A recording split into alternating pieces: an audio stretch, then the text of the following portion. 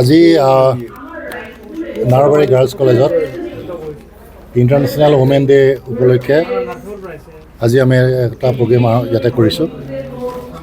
ইয়াতে আমাৰ chief guest হিচাপে WCD ডিপাৰ্টমেণ্টৰ ছেক্ৰেটাৰী পামী বৰ্মা ACS মেডাম উপস্থিত আছে। এই চেলিব্ৰেশ্যনটো আমি এদিন আগতে আজি আমি কৰিছোঁ আৰু ইয়াত বিভিন্ন ষ্টেক হোল্ডাৰ উপস্থিত আছে, যাৰ লগত আমি মহিলাৰ ছেফটি ছিকিউৰিটি তথা জাষ্টিছৰ কাৰণে যিবিলাক এৱাৰনেছ প্ৰগ্ৰেম কৰি থাকোঁ তেওঁলোকে আমাক ইয়াতে সহযোগ কৰে আৰু সেই হিচাপতে আজি আমি ইণ্টাৰনেশ্যনেল ওমেন ডেটো এই কলেজত চেলিব্ৰেট কৰিছোঁ।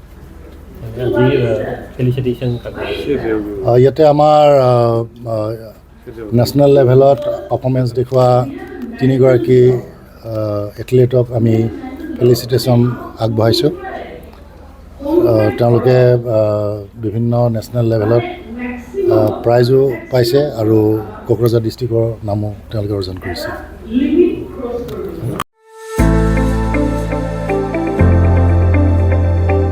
मोनसे गोजोनथाव खौरां। नोंथाङा गाव-गावनि फिसाफोरखौ गुनगोनां सोलोंथाय होनो गोसो दं नामा?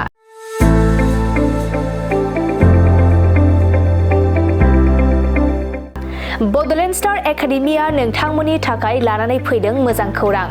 क'क्राझार जहरनि सा फारसे तितागुरि भबानिपुर एबा समबाय भवन अफिस साखाथियाव थानाय बड'लेण्ड स्टार एकाडेमियाव थाखो 6 निफ्राय थाखो 12 सिमनि थाखाय 2026-27 मायथाइनि गोदानै मुं थिसननाया सोलिगासिनो दं। मख'नो गोनांदि बे बड'लेण्ड स्टार एकाडेमियाव थाखो 6 निफ्राय थाखो 9 सिम बर' मिडियाम आरो थाखो 11 आरो 12 थाखोआव इंराजि आरो बर' मिडियाम जागोन। लोगोसे बे फरायसालियाव साइन्स, आर्ट्स आरो कमार्स स्ट्रीम थागोन। बे फरायसालियाव हौवासा आरो हिन्जावसाफोरनि आलादा आलादायै थाग्रा हस्टेलनि खाबुबो दं। मख'नो गोनांदि बे फरायसालियाव BPL गोनां फरायसाफोरनि थाखाय एडमिशन फिसआ अफार थागोन। जाय फरायसाफोरा बर' मिडियामजों टप 10 बे फरायसाफोरनो 2 बोसोरनि थाखाय फ्रियाव फुल कर्स होनाय जागोन। बे बड'लेण्ड स्टार एकाडेमियाव फरायसाफोरनो मोजांथार खाबुफोरबो होदों, जेरै सानफ्रोमबो GK, कम्पिउटार, रिजनिं, इंलिश स्पिकिंनि जुनिया क्लास मोननो हागोन।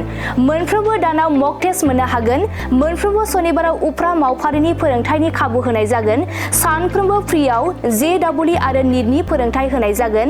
85% बारा मोननाय फरायसाफोरा फ्रि एडमिशन मोननो हागोन। बे बड'लेण्ड स्टार एकाडेमि फरायसालिया थाखो 6 निफ्राय थाखो 9 फरायसाफोरनि थाखाय मोनफ्रोमबो थाखोआव गासै 20 फरायसाफोरनि मुं थिसननाय जागोन।